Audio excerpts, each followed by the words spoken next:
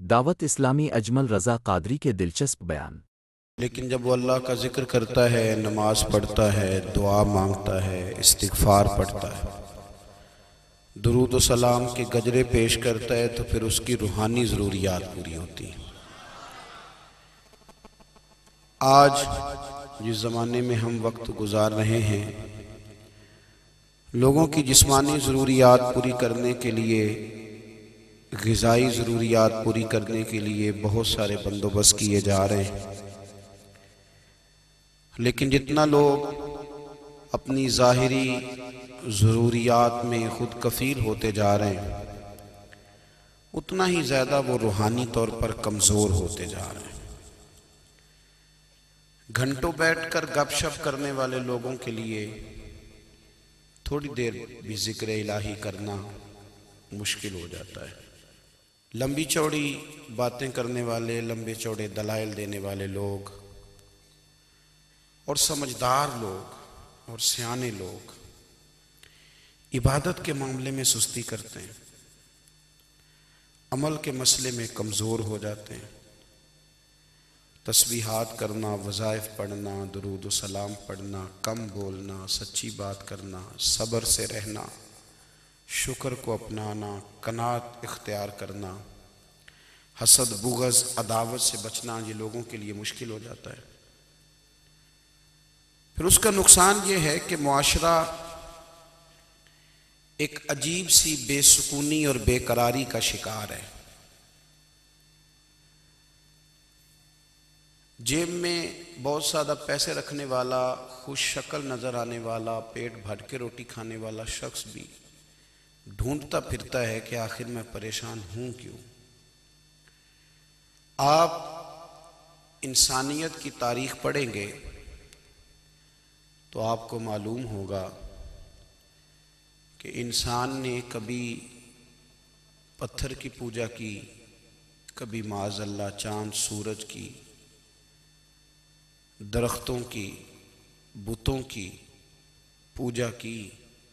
معاذ اللہ یہ غلط ڈائریکشن پہ تو چڑھ گیا، لیکن ایسا نہیں ہے کہ کوئی بندہ دنیا میں آیا ہو اور کسی کی اس نے عبادت نہ کی ہو۔ اس لیے کہ اللہ تبارک و تعالیٰ نے جس طرح ہمارے جسم میں کھانے کی طلب رکھی ہے، پینے کی طلب رکھی ہے، سونے کی طلب رکھی ہے، اسی طرح اللہ تعالیٰ نے عبادت کے لیے طلب رکھی ہے جسم میں۔ یہ تو ہوا کہ انسان گمراہ ہو گیا، غلط رستوں پہ چل نکلا، اس نے جھوٹے معبودوں کی طرف معاذ اللہ توجہ کر لی، لیکن وہ کسی نہ کسی کے سامنے جھکتا رہا، چونکہ اس کے وجود میں طلب تھی، شوق تھا اسے کہ وہ عبادت کرے۔ اللہ تبارک و تعالی جب مسلمان کو توفیق دے اور اللہ کی بارگاہ کی جانب وہ رجوع کرے، تو پھر اس کا رویہ یہ ہونا چاہیے کہ اس کی توجہ ہو اللہ کی جانب۔ ہمارے ہاں تسبیحات پڑھ لی جاتی ہیں اگر کبھی موقع ملے، لیکن وہ خاص انہماک، وہ خاص شوق، وہ خاص ذوق اللہ تبارک و تعالیٰ کی عبادت کا، ایک ہوتا ہے نماز پڑھنا، ایک ہوتا ہے اہتمام کے ساتھ نماز پڑھنا، یعنی ذرا وقت پہ اٹھنا، ذرا صحیح کر کے وضو کرنا، ذرا شوق سے مصلی بچھانا۔ ایک ہوتا ہے تسبیح پڑھ لینا، اور ایک ہوتا ہے ذرا تھوڑا سا نا شوق کے ساتھ اللہ کو یاد کرنا۔ آپ کبھی جو میں نے آیہ کریمہ پڑھی، اس کی آپ شان نزول دیکھیں، نبی کریم صلی اللہ تعالیٰ علیہ وسلم کے نا کچھ صحابہ اللہ کی محبت کے شوق میں حضور کی بارگاہ میں حاضر ہوئے، اور انہوں نے آ کے عرض پتہ کیا کیا؟ عرض کرنے لگے، یا رسول اللہ صلی اللہ تعالیٰ علیہ وسلم، سالوں بیت گئے ہیں سجدے کرتے ہوئے، حضور سالوں بیت گئے ہیں تسبیح پڑھتے ہوئے، سالوں بیت گئے کہتے ہوئے کہ سبحان اللہ وہ پاک ہے، ہمیں سالوں بیت گئے یہ کہتے ہوئے کہ اللہ اکبر وہی سب سے بڑا ہے، سالوں بیت گئے کہتے ہوئے کہ الحمدللہ ساری تعریفیں اللہ کے لیے، سالوں بیت گئے اس کی تسبیح کرتے، تحلیل کرتے، تکبیر کہتے۔ حضور اب نہ ہمارا اپنے رب سے ملنے کو جی چاہتا ہے۔ کبھی اے حقیقت منتظر نظر آ نہ لباس مجاز میں، لاکھوں سجدے تڑپ رہے ہیں میری جبین نیاز میں۔ اور اقبال کہنے لگے کہ تیرے عشق کی انتہا چاہتا ہوں، تو میری سادگی دیکھ کیا چاہتا ہوں، میرا ذرا سا تو دل ہے مگر شوخ اتنا، میں وہی لن ترانی سنا چاہتا ہوں۔ میرا بھی دل کرتا ہے کہ اللہ میں تجھے کہوں میں تجھے دیکھنا چاہتا ہوں، جس طرح حضرت موسیٰ کلیم علیہ السلام نے کہا تھا، اور تو مجھے کہے کہ لن ترانی تو نہیں دیکھ سکتا، ذرا سا تو دل ہے مگر شوخ اتنا، میں بھی وہی لن ترانی سنا چاہتا ہوں۔ پھر کہنے لگے بھری بزم میں راز کی بات کہہ دی، بڑا بے ادب ہوں سزا چاہتا ہوں۔ دیکھو سب لوگوں کے بیچ ہی میں نے یہ کہہ دیا۔ میرے عزیز صحابہ نا شوق میں، کتنے سارے لوگ ہیں آپ، کتنی ماشاءاللہ بڑی تعداد میں آپ آئیں، ہم بھی کبھی اس شوق میں گئے ہیں کہ ہمارے رب کو دیکھنے کو دل چاہتا ہے، ہمارا جی چاہے وہ کبھی ہمیں ملے، ہم کبھی اس کی زیارت کریں، اس کی بارگاہ کرم میں ہم حاضر ہوں۔ صحابہ نے عرض کیا یا رسول اللہ صلی اللہ تعالی وسلم ہمارا رب کہاں ہے؟ ہمارا نا اپنے رب کو دیکھنے کو جی چاہتا ہے۔ جب صحابہ نے یہ عرض کیا تو اللہ نے قرآن مجید نازل کیا، فرمایا وَإِذَا سَأَلَكَ عِبَادِي أَنِّي فَإِنِّي قَرِيبٌ، محبوب جب میرے بندے آپ کی بارگاہ میں آ کے میرے بارے میں پوچھیں نا تو ان سے کہہ دینا میں ان کے قریب ہی ہوں، قریب ہی ہوں۔ دلیل کیا ہے؟ بھائی اذا دان، یہ جب بھی مجھ سے دعا مانگیں گے میں ان کی دعاؤں کو قبول فرماؤں گا، میں ان کے قریب ہوں، میں ان کے قریب ہوں۔ یہ جب بھی دعا مانگیں گے نا میں قبول کروں گا، میں ان کے قریب ہوں۔ اللہ تبارک و تعالیٰ کے بندے اللہ سے محبت کرتے، رب کی بارگاہ میں جھکتے، اس کو اپنے دکھ سناتے، اس کے پیارے محبوب صلی اللہ تعالیٰ علیہ وسلم کا وسیلہ لے کے اس کے حضور حاضر ہو جاتے، پیشانیاں سجدوں سے روشن ہوتی۔ ہم نا ہر چیز کے لیے وقت نکالتے ہیں، ہر چیز کے لیے، لیکن عبادت کے لیے وقت نہیں نکالتے۔ ہر شے آباد ہے، ہر شے، ہماری فیس بک بھی آباد ہے، واٹس ایپ بھی آباد ہے، ہمارے ٹویٹر بھی آباد ہیں، ہماری ہر چیز آباد ہے۔ سب سے کم آباد ہمارا مصلی رہ گیا ہے، سب سے کم۔ وہ لوگ اب ڈھونڈنے سے ملتے ہیں جن کی بغل میں مصلی ہوتا تھا۔ میرے بھائی آپ کتنا کو دنیا کے پیچھے بھاگو گے تھکا دے گی، کتنا دولت کے پیچھے بھاگو گے تھکا دے گی۔ آپ جب اپنی زندگی میں جمع تفریق کرو گے نا تو مرتے وقت احساس ہوگا کہ سارا کچھ تو لوگوں کے لیے کیا، اپنے لیے تو کر ہی کچھ نہیں سکے۔ اور ہم عبادت کے معاملے میں بہانے بازی بھی کرتے ہیں، ہم کہتے ہیں اوہو رزق کمانا بھی تو عبادت ہی ہے نا، تو میں حلال روزی کے لیے جا رہا ہوں، یہ بھی تو عبادت ہے نا۔ میری طرح کے لوگ کہہ دیتے ہیں کہ میں سویرے اٹھ کے مدرسے میں کچھ اسباق دیکھتا ہوں تو یہ بھی تو عبادت ہے، میں بیان کرنے کے لیے مطالعہ کرتا ہوں تو یہ بھی تو عبادت ہے نا، اتنے لمبے سفر کر کے ملک میں دنیا میں گھومتا ہوں تو یہ بھی تو میں عبادت ہی کر رہا ہوں۔ اب اسپیشل نفلوں کے لیے وقت کس طرح نکلے، اسپیشل کر کے تسبیح میں کیسے چلاؤں، میں سارا کچھ ہم بہانے بنا لیتے ہیں نا۔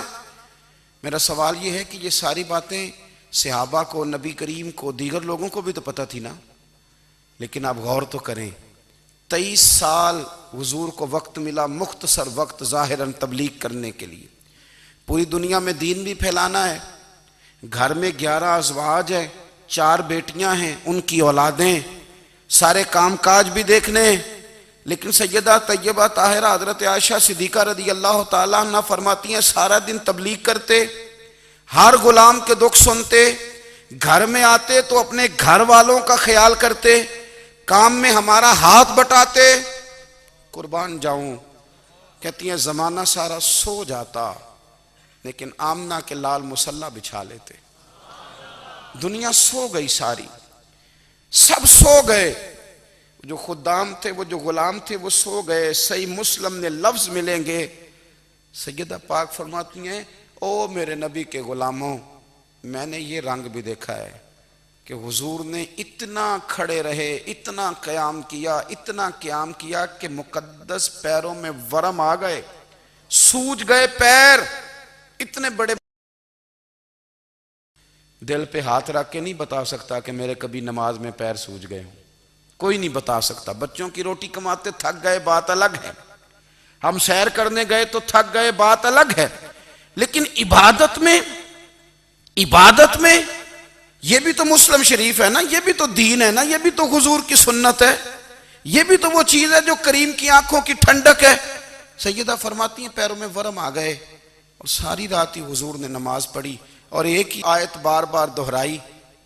مسجد نبوی میں بلال حبشی نے فجر کی اذان دے دی اور حضور ابھی مصلی پہ تھے، کریم فارغ ہوئے۔ میں نے عرض کی یا رسول اللہ صلی اللہ علیہ وسلم، آپ کے تو صدقے اللہ اگلے پچھلوں کے گناہ معاف کرے گا، تو آپ اتنی آہوزاری کیوں فرماتے ہیں؟ آپ تو شفیع ہیں، آپ تو انبیاء کے امام ہیں۔ تو حضور نے فرمایا عائشہ تم نے گنوایا ہے نا میرے اللہ کی مجھ پر کتنی رحمت ہے، افلا اکون عبدا شکورا، فرمایا اگر اس نے اتنی نعمتیں دی ہیں تو کیا میں اس کا شکر گزار بندہ نہ بنوں؟ میں شکر گزار بندہ نہ بنوں اس کا؟ پھر اگر اتنی نعمتیں اس نے دی ہیں، مجھے اتنا نوازا ہے، تو پھر میں اس کے سامنے سجدے نہ کروں؟ او میرے بھائی، بڑے قابل فخر لوگ ہیں ہم کہ ہم نبی پاک کے غلام ہیں، ہم قابل فخر ہیں کہ نبی کریم کے غلام ہیں۔ کیا کبھی اس غلامی کے شکرانے میں بھی 2 نفل پڑھے کہ یا اللہ تیرا شکر ہے تو نے ہمیں حضور کا غلام بنایا ہے؟ یاد رکھیں کہ اپنی روحانی زندگی کو آباد کریں، استغفار پڑھیں، تسبیحات کریں۔ حضرت عبداللہ ابن عمر رضی اللہ تعالیٰ عنہ حضرت عمر کے صاحبزادے، مکہ مکرمہ میں ان کی قبر ہے۔ میں نے جب انہیں پڑھا تو مجھے ان سے بڑا پیار ہو گیا، لیکن آپ کو پتہ ہے وہاں جا کے کسی شخص کا مزار تلاش کرنا یا پوچھنا ایک مشکل کام ہوتا ہے۔ تو ایک دفعہ میں مکہ شریف میں حاضر تھا، تو ایک گاڑی والا ڈرائیور مجھے کہنے لگا کہ مولانا میں آپ کو جانتا ہوں، مجھے آپ سے محبت ہے، ایک بات بتاؤں آپ کو؟ میں نے کہا بتاؤ۔ کہنے لگے حضرت عبداللہ ابن عمر کی قبر دیکھنی ہے؟ میں نے کہا یہ تو نہیں کہہ رہا، یہ کسی نے بندوبست کرایا ہے، یہ اللہ نے تیرے دل میں بات ڈالی ہے، یہ ہو گیا تو لے چل مجھے۔ حضرت عبداللہ ابن عمر کو نبی پاک نے فرمایا تھا راجل صالح، یہ نیک بندہ ہے، یہ متقی آدمی۔ حضرت عبداللہ ابن عمر رضی اللہ تعالیٰ عنہ سیدنا فاروق اعظم رضی اللہ تعالیٰ عنہ کے صاحبزادے ہیں، اور ان کی ہمشیرہ سیدہ حفصہ رضی اللہ تعالیٰ عنہ حضور کی زوجہ محترمہ ہیں۔ ایک دن اپنی ہمشیرہ سے کہنے لگے کہ نبی کریم صلی اللہ تعالیٰ علیہ وسلم گھر میں آئے نا، اور اگر حضور غم امت میں پریشان نہ ہوں، طبیعت کو حشاش بشاش دیکھو، تو ذرا پوچھنا تو صحیح حضور کا میرے بارے میں کیا خیال ہے، پوچھنا تو صحیح کہ کریم کی بارگاہ میں میرا کیا مقام ہے، میرے بارے میں حضور کیا فرماتے ہیں۔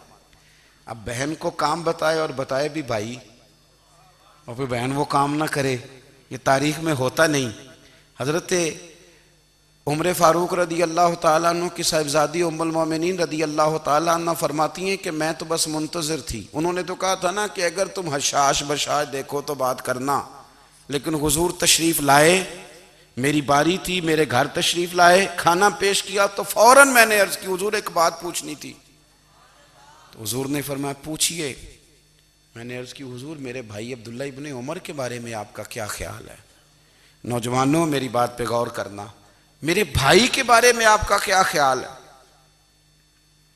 تو نبی کریم صلی اللہ تعالیٰ علیہ وآلہ وسلم نے میری طرف دیکھا، اور پھر حضور زیر لب تھوڑا مسکرائے، اور بریلی کے امام کہتے ہیں کہ حضور مسکرا دیتے تھے نا تو جو بڑا دکھی ہوتا تھا وہ بھی ہنس پڑتا تھا۔ اب سوال پیدا ہوتا تھا کہ پھر تو اس مسکراہٹ کے لیے انتظار کرنا پڑتا ہوگا کئی مہینے کہ حضور مسکرائیں تو رونے والے ہنسیں، تو اعلیٰ حضرت فرماتے نہیں، انتظار نہیں کرنا پڑتا، یہ مسکراتے رہنا تو حضور کی عادت ہے۔ جس کی تسکین سے روتے ہوئے ہنس پڑے، اس تبسم کی عادت پہ لاکھوں سلام۔ یعنی یہ تو عادت ہے حضور کی مسکراتے رہنا، اس کے لیے انتظار نہیں کرنا پڑتا۔ بھائیو آپ خیال رکھیں گے، غور کریں گے، حضرت عبداللہ ابن عمر رضی اللہ تعالیٰ عنہ کے بارے میں پوچھا تو سیدہ فرماتی ہیں کہ نبی کریم صلی اللہ تعالیٰ علیہ وسلم نہ زیر لب مسکرائے اور فرمایا حفصہ تیرا بھائی ہے تو اچھا، لیکن میں نے سنا ہے کہ عشاء کی نماز پڑھتا ہے تو فجر تک سویا ہی رہتا ہے۔ او نوجوانوں، 10 بجے تک سونے کی بات نہیں ہوئی، 9 بجے تک سونے کی بات نہیں ہوئی، 11 بجے اٹھنے کی بات نہیں۔ حضور فرمانے لگے میں نے سنا ہے کہ عشاء کی نماز پڑھ کے سو جاتا ہے اور فجر تک سویا ہی رہتا ہے، اسے چاہیے کہ تہجد کے وقت اٹھا کرے، اللہ کی بارگاہ میں حاضر ہوا کرے، آہوزاری کرے، سجدے کرے، عبادت کرے۔ اٹھتا ہے اور فجر میں جا کے اٹھتا ہے۔ حضرت جناب حفصہ رضی اللہ تعالیٰ عنہ کہتی ہے میں نے جناب عبداللہ ابن عمر کو پیغام دیا اور میں نے کہا میرے جوان بھائی سن۔ نبی پاک نے فرمایا ہے تو اچھا پر تہجد میں نہیں اٹھتا، نفل نہیں پڑھتا۔ او میری ملت کے جوانوں، مزہ نہیں آ جاتا جب ساری دنیا سوئی ہو، ساری دنیا، اور بستر بھی گرم ہو اور نیند بھی پورا غلبہ کر رہی ہو، اور اچانک گھنٹی بجے دماغ میں، آنکھ کھلے، گھڑی پہ نظر پڑے، 3:30 4 بجے کا پیغام گھڑی بتائے، اور کوئی چڑھتی جوانی والا اٹھ کے وضو کرے، اور جب وہ مصلی کھول کے بچھائے تو مدینے والے محبوب کہتے ہیں کہ ہر نماز پہ رب ثواب دیتا ہے، اور جو اٹھ کے تہجد کی نماز پڑھے اسے دیکھ کے تو رب مسکراتا ہے، جو اس کی شان کے لائق ہے، جو اس کی شان کے لائق، وہ مسکراتا ہے، خوش ہوتا ہے کہ میرا بندہ تہجد میں اٹھ گیا، وہ مسکراتا ہے۔ کاش ہماری صبحیں کبھی اپنے مالک کے نام ہو جائیں، کاش کے صبح۔ حضرت ابو الحسن رحمۃ اللہ تعالیٰ علیہ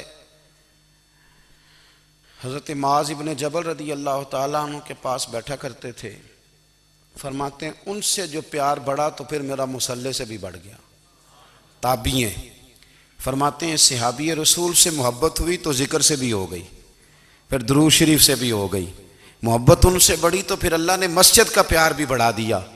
آپ فرماتے ہیں کہ میری ہر وقت طبیعت چاہتی تھی کہ بس اللہ اللہ کروں، بس اللہ اللہ کروں، بس نہ میں ذرا تھوڑی جان چھڑاؤں لوگوں سے، کوئی 10 منٹ ملے تو میں کچھ 4 نفل پڑھ لوں، میں تھوڑا سا نہ بچوں لوگوں سے، اور مجھے تسبیح ملے تو میں نہ کچھ 400-500 دفعہ استغفار پڑھوں، سبحان اللہ، الحمدللہ، اللہ اکبر، لا حول ولا قوت الا باللہ، میں نہ تسبیحات پڑھوں۔ فرماتے ہیں کہ بچے تھے گھر میں 6-7، غربت تھی، کام ملتا کوئی نہیں تھا،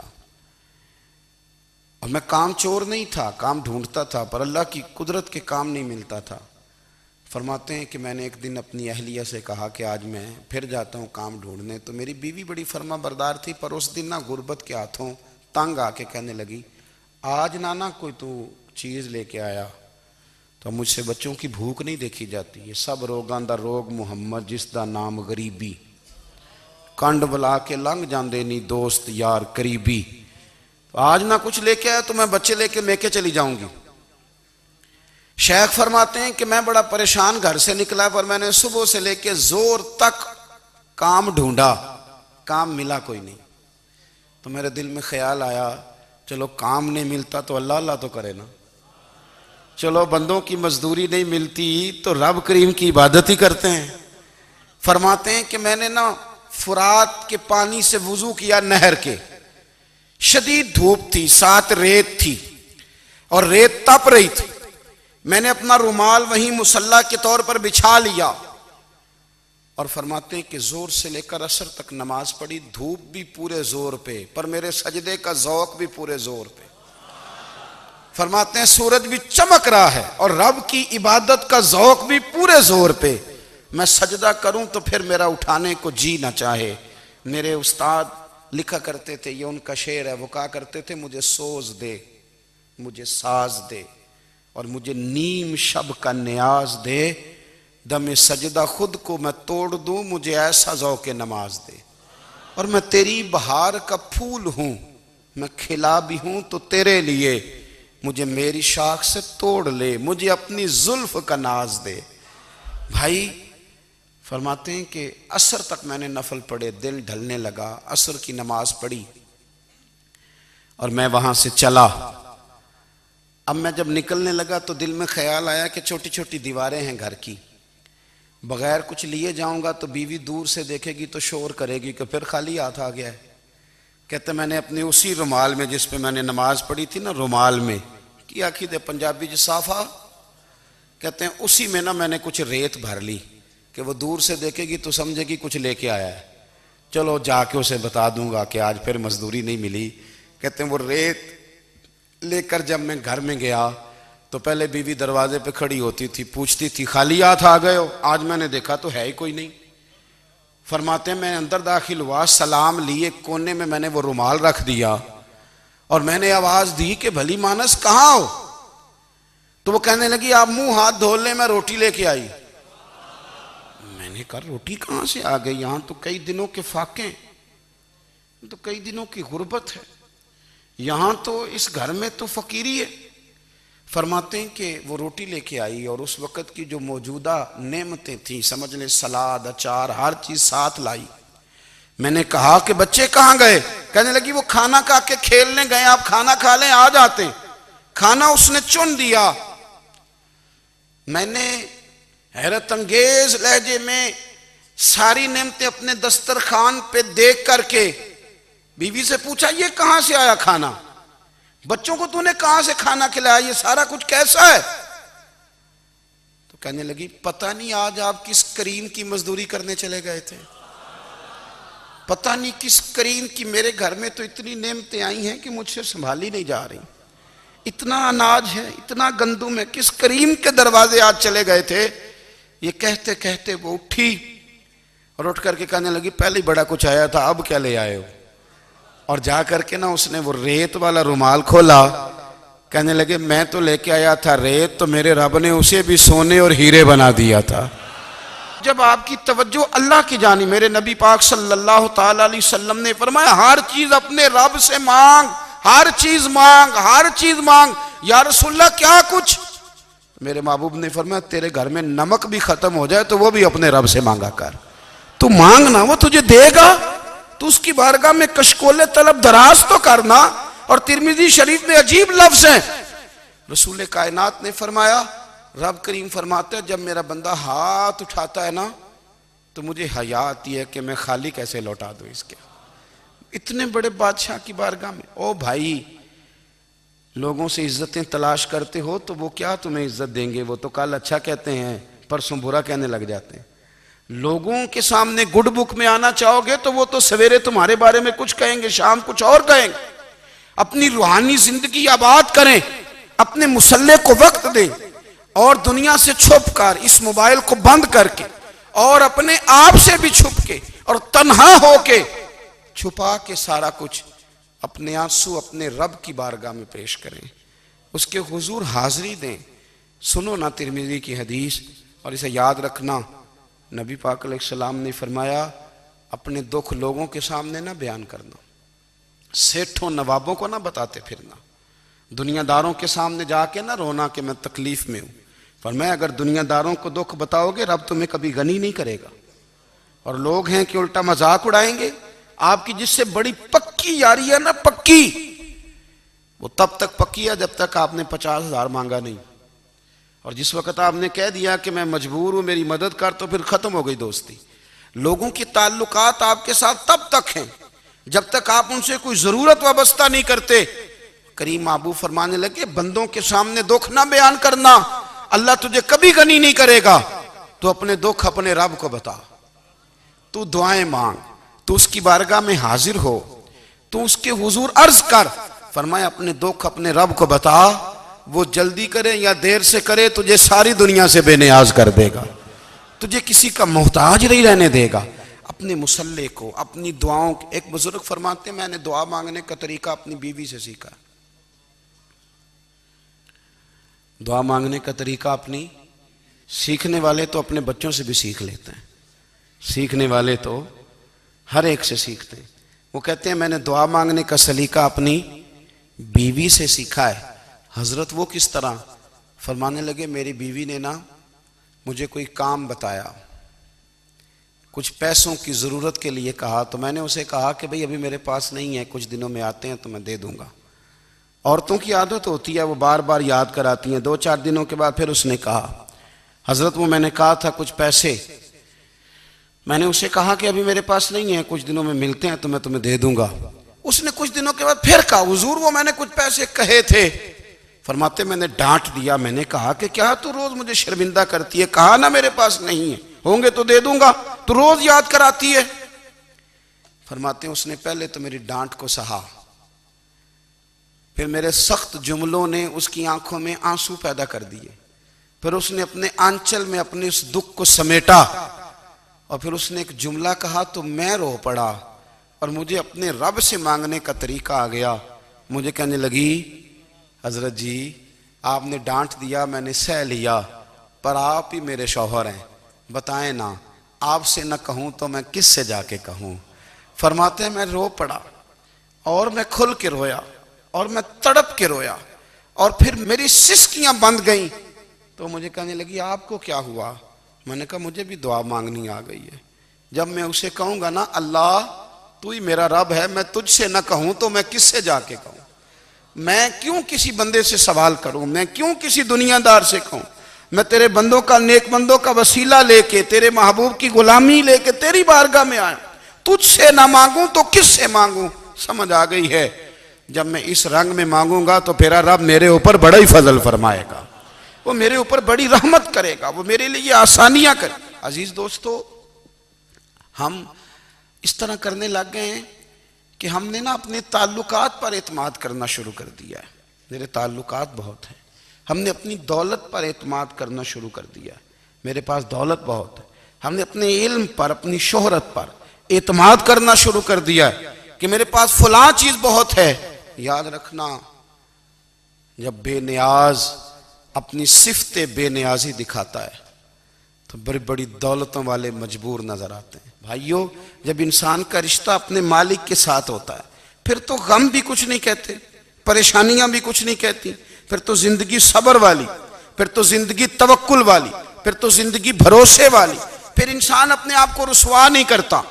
دنیا داروں سے امیدیں اس کی ختم ہو جاتی، امیدیں اللہ رسول سے لگا لیتا ہے، مضبوط ہو جاتا ہے، مضبوط طاقتور ہو جاتا ہے، خوددار ہو جاتا ہے، باوقار باعزت ہو جاتا ہے۔ حضرت بہلول دانا رحمت اللہ علیہ بیٹھے تھے تو ہارون رشید حج کر کے آ رہا تھا،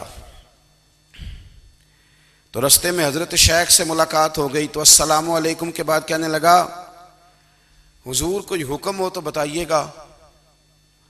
تو حضرت بہلول دانا فرمانے لگے تیرا رب کون ہے؟ اس نے کہا اللہ۔ تو فرمایا میرا کون ہے؟ کہا اللہ۔ فرمانے لگے تو بڑا ہی بیوقوف ہے، کیا تو یہ سمجھتا ہے کہ رب ہارون رشید کو تو دے گا اور بہلول دانا کو بھول جائے گا؟ تیرا بھی وہی رب ہے، میرا بھی وہی رب ہے۔ اس نے اگر تجھے دے کے آزمایا ہے تو ہو سکتا ہے مجھے نہ دے کے آزما رہا ہو۔ جب اس کی حکمت کے تقاضے ہوں گے تو عطا کرے گا اور دے گا، تو جا اپنا کام کر۔ بھائی اپنی روحانی زندگی، اپنی عبادات، اپنے وظائف، اپنے روزمرہ کے معاملات، اپنی دعائیں، اپنا استغفار، دیکھو کوئی مشکل کام تو نہیں 2 رکوع ہیں سورہ واقعہ کہ اگر رات کو پڑھ لی جائے تو۔ میں کس طرح یہ بات بیان کروں کہ تعویذ بانٹنا آسان ہے اور وظیفہ بتانا مشکل ہے۔ سارا دن تعویذ بانٹیں تو لوگ لینے کو تیار ہیں، اور اگر آپ وظیفہ بتائیں تو کہتے ہیں تو مشکل کام ہے۔ او خدا کے بندے، اگر آپ کا تعلق قرآن پاک کے ساتھ مضبوط ہو، قرآن پاک کے ساتھ اگر آپ کا رشتہ ہو، لوگ سفارشیں ڈھونڈتے ہیں نا دنیا میں، کوئی تعلق مل جائے تو میرا کام ہو جائے۔ دنیا میں اتنا مشکل معاملہ ہے، آخرت میں مجھے بتائیے گا کتنا مشکل معاملہ ہوگا۔ میرے نبی پاک صلی اللہ تعالیٰ علیہ وسلم نے فرمایا جو لوگ سورہ ملک پڑھا کرتے تھے نا، سورہ ملک، یہ سورت ملک قیامت میں ان کی سفارش کرے گی، اور اس طرح کرے گی کہ کہے گی اے اللہ یہاں اس بندے کو جنت میں داخل کر دے یا مجھے قرآن پاک سے علیحدہ کر دے۔ تو رب فرمائے گا جا اس کا دامن تھام کے اسے جنت تک پہنچایا۔ آپ بات کو سمجھیں، جب آپ کے تعلقات اپنے معاملات کے ساتھ مضبوط ہوں گے، یہ نبی کریم نے وعدہ کیا ہے کہ تو سورت واقعہ پڑھ تیرے گھر میں فاقہ نہیں آئے گا۔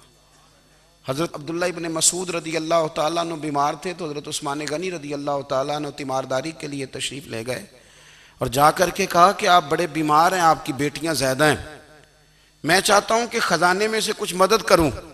تو سیدنا عبداللہ ابن مسعود رضی اللہ تعالیٰ عنہ اٹھ کے بیٹھ گئے اور کہنے لگے امیر المومنین اللہ آپ کو میری طرف سے میری بیٹیوں کی طرف سے بہتر صلہ دے. میری بیٹیوں کو کسی خزانے کی ضرورت نہیں, میں نے انہیں خزانہ دے دیا ہے. کہا جناب آپ نے کون سا خزانہ دیا ہے, میں آپ کے مالی معاملات کو جانتا ہوں. تو فرمانے لگے امیر المومنین میرے نبی کریم نے فرمایا ہے جو سورت واقعہ پڑھے اسے کبھی فاقہ نہیں آتا. میں نے بیٹیوں کو یاد کرا دی ہے, یہ خزانہ میں نے انہیں دے دیا ہے. وہ سارے والدین سنیں جو بیٹیوں کے لیے پریشان رہتے ہیں. حضرت عبداللہ ابن مسعود نصیحت کر رہے ہیں, فرمانے لگے میں نے سورت واقعہ یاد بھی کرا دی ہے, پڑھنے کی عادت بھی ڈال دی ہے. حضور نے فرمایا ہے جو سورت واقعہ پڑھے اسے فاقہ نہیں آتا. کہنے لگے چاند تو اپنی جگہ چھوڑ سکتا ہے, سورج گر سکتا ہے, تارے ٹوٹ سکتے ہیں, پر مدینے والے رسول کی بات غلط نہیں ہو سکتی. حضور نے فرمایا فاقہ نہیں آئے گا تو انشاءاللہ کبھی بھی نہیں آئے گا. کرنے کا کام یہ ہے کہ ہم اپنے معاملات, اپنی عبادات, اپنی دعائیں کبھی 10 منٹ عادت ہو جائے نا دعا مانگنے کی علیحدہ سے رات کو. حضور نے فرمایا جو فرض نماز کے بعد دعا مانگے اللہ اس کی قبول کر لیتا ہے. نبی پاک صلی اللہ تعالیٰ علیہ وسلم نے فرمایا اللہ مسافر کی دعا قبول فرماتا ہے. حضور نے فرمایا اللہ مظلوم کی دعا قبول فرماتا ہے. حضور نے فرمایا بیمار سے دعا کراؤ اللہ اس کی دعا قبول فرماتا ہے. میرے نبی پاک نے فرمایا ماں باپ جب بھی اولاد کے لیے ہاتھ اٹھائیں, ویسے تے بلے شاہ تو آسمانی اڈدیاں ہی پھڑ دیں, جڑا گھر بیٹھا انہوں بڑھیا ہی نہیں. حضور فرمانے لگے ماں باپ جب بھی اولاد کے لیے دعا فرمائیں اللہ ان کی دعا کو قبول کرتا ہے. آپ اپنا تعلق بنائیں دعا کے ساتھ, عبادت کے ساتھ, مصلی کے ساتھ رشتہ بنائیں, استغفار پڑھیں. صلاح الدین ایوبی صلیبی جنگوں میں تھے, رات کو مسجد اقصی میں نماز پڑھی تو پریشان تھے. ایک بزرگ سے ملاقات ہوئی تو وہ کہنے لگے کہ آپ بڑے پریشان ہیں. کہنے لگے حضور پریشان اس لیے ہوں کہ پہلے ہی مسلمان کمزور ہے, اب میں نے سنا ہے دشمن کا ایک بحری بیڑا وہ جنگی سامان سے بھرا ہوا آ رہا ہے, تو اب ان کے پاس اور تلواریں اور نیزے آ جائیں گے, مسلمانوں کے پاس پہلے ہی وسائل کی کمی ہے, پریشان ہوں کس طرح کر کے مقابلہ کریں گے. یہ بات کہتے ہی صلاح الدین ایوبی نے بزرگوں سے کہا حضور آپ بھی دعا کرنا, دعا کی بڑی طاقت ہے. میرے نبی پاک نے فرمایا دعا مومن کا ہتھیار ہے, دعا مومن کا, دعا مومن کا. حضور نے فرمایا تقدیر کو سوائے دعا کے کوئی چیز نہیں بدل سکتی. دعا مومن کا ہتھیار ہے, یہ کافر کے پاس کوئی نہیں, یہ ہتھیار ہے مومن کا. اللہ کرے آپ کو سمجھ آئے. پھر سنیں کئی بار کہہ چکا ہوں یہ ہتھیار ہے. کافر کے مقابلے میں جو تیرے پاس سب سے بڑا ہتھیار ہے وہ دعا ہے. دعائیں کرانی چھوڑ دی, کرنی چھوڑ دی, لینی چھوڑ دی. حضرت سیدنا انس بن مالک رضی اللہ تعالیٰ عنہ فرمایا کرتے تھے میں نے وہ رنگ دیکھا ہے جب حضور دعا مانگتے تھے اور حضور کی مقدس آنکھوں میں آنسو بھی ساتھ ہی بہا کرتے تھے, میں نے وہ انداز دیکھا ہے. تو صلاح الدین ایوبی بزرگ سے کہنے لگے آپ بھی دعا کیجیے, اور خود رونے لگے اور سر سجدے میں رکھ کے رونے لگے, اور عشاء سے لے کر فجر تک روئے, خوب روئے. صبح وہ بزرگ آئے تو صلاح الدین ایوبی کا خوبصورت اور ہنستا ہوا چہرہ دیکھا. کہنے لگے آپ بڑے خوش ہیں, رات تو میں نے بڑے روتے ہوئے دیکھا تھا. تو کہنے لگے حضور وہ جو بحری بیڑا آ رہا تھا نا وہ پانی میں ڈوب گیا ہے, اب وہ نہیں آ رہا, ابھی خبر آئی ہے تو میں بڑا خوش ہوں. بزرگ کہنے لگے اٹھ سینے سے لگ, اور سن ایک بات, وہ بحری بیڑا پانی میں نہیں ڈوبا, وہ تیرے آنسوؤں میں ڈوب گیا ہے. وہ جو تو رات رویا ہے نا رب کریم کی بارگاہ میں تو وہ ڈوب گیا ہے. بھائی اپنا مصلی کا, عبادت کا, وظائف کا, اللہ کا سلسلہ اس کو مضبوط کریں, اپنی دعاؤں کے تعلق کو مضبوط کریں. دعائیں بڑے انقلاب برپا کر دیتی ہیں. ہم تھوڑے نا جب سے خشک ہوئے ہیں نا, خشک, اور میری تو جماعت ہی صوفیاء کی جماعت تھی. ہم تو داتا علی اجمیری کی جماعت سے, ہم تو خواجہ اجمیری کی جماعت سے, ہم تو شیخ احمد فاروق سرہندی کی جماعت سے, ہم تو صوفیاء کی جماعت. ہماری جماعت نے بھی وہ تعلق جو ہمارے بزرگوں نے بنایا تھا. بزرگ اللہ کے قریب کیسے جاتا ہے؟ ہمارے یہاں نا بہت سارے لوگ کہتے ہیں جی نظر ہو گئی تو کام ہو گیا. بھائی جو بخاری مسلم میں طریقہ ہے نا اللہ کا قرب پانے کا وہ تو نفل ہے. نبی کریم علیہ السلام نے فرمایا بندہ نفلوں کے ذریعے رب کے قریب جاتا ہے اور اتنا قریب جاتا ہے کہ پھر اللہ اس کی زبان بن جاتا ہے, اللہ اس کی آنکھیں بن جاتا ہے, کان بن جاتا ہے, ہاتھ اور پیر بن جاتا ہے. تو یہ تو عبادت ہے, یہ تو اللہ کی بارگاہ کی حاضری ہے جو آپ کو اللہ کے قریب کرے گی. تو اپنے نماز کو اہمیت دے کے ادا کریں, نمازیں موبائل بند کر کے ادا کریں. لیکن نا کچھ لوگ کہتے ہیں مجھے ٹائم نہیں ملتا نماز کا, تو میں کہتا ہوں یہ آپ نے بڑی جرت کی بات کی ہے. مجھے کو میرا پیر بھائی کہہ دینا میرے پاس ٹائم نہیں آپ کو ملنے کا, تو میں کہتا ہوں آج کے بعد آنا ہی نہ. تو کیا سمجھتا ہے, تو بہت بڑا آدمی ہے, تیرے پاس ٹائم نہیں ہے اور ہمیں ملنے کا ٹائم, موج کر. تو آپ نے اللہ رسول کو کہہ دیا ٹائم نہیں. اور عجیب فلسفہ ہے نا, کہا جائے نماز پڑھنے آؤ تو کہتے ہیں کپڑے ٹھیک نہیں, اور کہا جائے کہ آؤ ذرا دعوت پہ چلیں تو کہتے ہیں 1 منٹ ٹھہر میں کپڑے بدل کے آیا. نماز کے لیے کہا تو کہتا ٹھیک نہیں, دعوت کے لیے کہا تو کہتا میں ذرا تیاری کر لوں, یوں جانا مناسب نہیں. یہ معاملہ ٹھیک نہیں. رب تو فرماتا ہے کہ جب تو مسجد میں آ تو زینت اختیار کر کے آ, خوب ذوق سے دعا مانگیں, خوب شوق سے نماز پڑھیں, خوب استغفار کا مزاج بنائیں. آپ لوگوں کے بیچ رہ کے سوکھ حاصل کرنا چاہتے ہیں, لیکن آپ کو پتہ ہے کئی مہینے غار حرا میں رہنا بھی مدینے والے محبوب کا طریقہ ہے. ہر سال اعتکاف بیٹھنا الگ سے, یہ بھی حضور کا طریقہ ہے. مسجد نبی کے اندر دروازہ کھلتا تھا نبی کریم کا, پر گھر کے اندر نفل پڑے نبی پاک. اور حضور فرماتے ہیں کچھ نفل نماز گھر میں بھی پڑھا کرو, گھر کو قبرستان نہ بناؤ. ہمارا گھر اللہ کے ذکر سے آباد ہوگا. اگر ہم نماز پڑھیں گے نا, میں جب سنت پڑھنے کے لیے گھر میں کھڑا ہوتا ہوں تو میرا جو 2.5-3 سال کا بیٹا ہے نا, وہ بھی میرے ساتھ نماز پڑھنی شروع کر دے. اسے پتہ کوئی نہیں نماز کیا ہوتی ہے, لیکن وہ بھی نا سجدہ نہ بھی کرنا ہے تو ساتھ لیٹ ضرور جاتا ہے.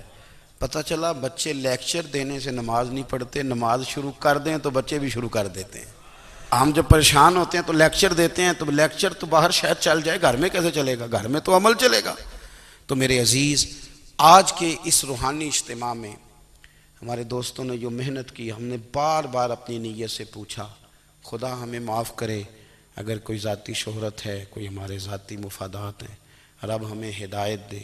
ہماری یہ خواہش تھی کہ روحانی اجتماع ہمیں تھوڑا سا اللہ اور اس کے رسول کے جانب مائل کرے, کچھ ہمارا رشتہ مصلح کے ساتھ مضبوط کرے.